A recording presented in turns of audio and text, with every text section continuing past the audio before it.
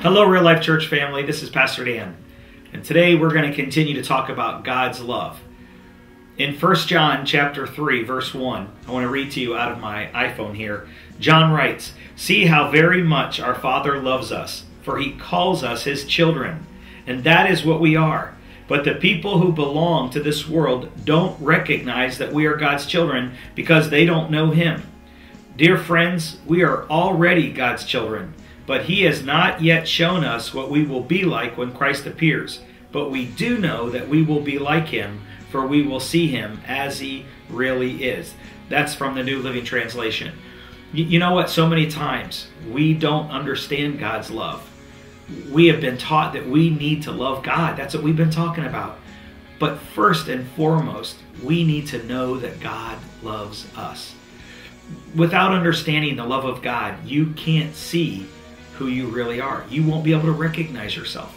In the same way that the world didn't recognize Jesus, it doesn't recognize us many times. But we do resemble God and his love. Remember what Jesus said? Jesus said, "If you've seen me, you've seen the Father." When we walk in the love of God, people don't just see us, they see God. But we need to know that. That's for us as well. Because without experiencing the love of God, you can never fulfill who you've been created to be. You've been created to love. You've been created to be the message of God's love.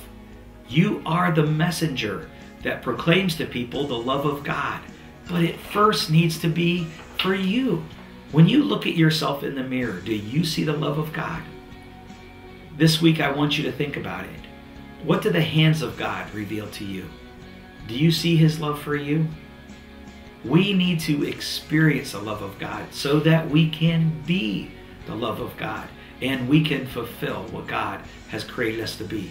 Join us this weekend as we again talk about the love of God, and let's recognize ourselves so that we can be recognized. God bless you. We'll see you this weekend.